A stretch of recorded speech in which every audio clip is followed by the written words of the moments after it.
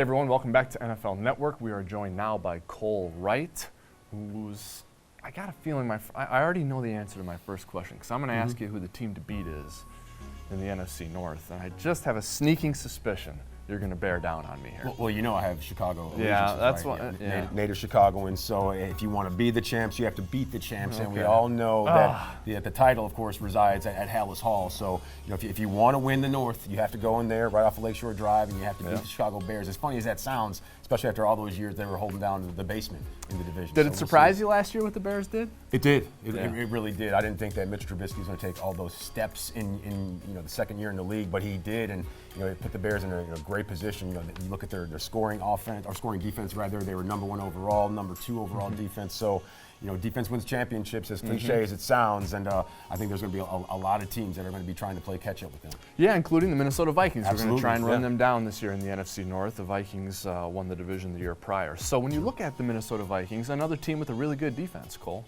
who on that defense sort of stands out to you? There's a lot of good players, but anyone in particular that you really care for on our defense? I think the guy that really jumps off the page to me, and I don't know if it's based on location, but Eric Kendricks. He's a friend of the network. I mean, UCLA guy, and just a class act, over 100 tackles last year for the Vikings. So, he gets it done on and off the field, and just a nice guy to be around in general. Yeah. All right, so picture yourself in the Bears defensive meeting room the week they're playing the Vikings. And Matt Nagy comes in and says, hey, who you guys taking away first, Diggs or Thielen?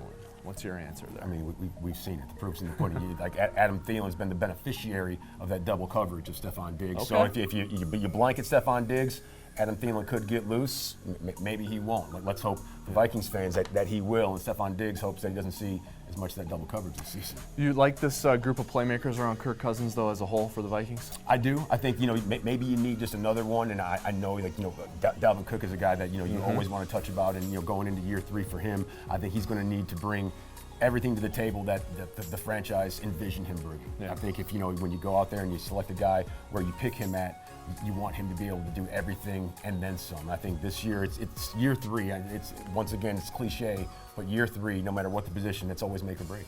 I know you've been paying a lot of attention to the draft and the build-up and all that. So when the draft is over, for you to say, wow, the Vikings, they had a good draft. I know we're not going to know names right now, but in terms of positions, what do the Vikings have to do in this year's draft for you to be like, that was solid for them? Well, I'm no one's GM, so when it comes to that, I try to side with some of our analysts, some of our draft experts, and in our most recent edition of Mock Draft Live, MJD had Cody Ford out of Oklahoma, offensive tackle, going to Minnesota, and if you want to help get some wins, it's always beneficial to keep your quarterback upright, clean, and we know that Kirk Cousins, especially games in prime time, games that are under those bright lights, he's going to need to stay clean and be able to get those wins. And you add a little fortification up front, that should do it. You guys do a great job with Mock Draft Live and everything here on NFL Network. Are you looking forward to the 2019 season? Absolutely. I mean, how could you not? I mean, it's everyone always says, like, oh, the off season's here, but there never really is an off season when it comes to the National Football League. It's just a downtime.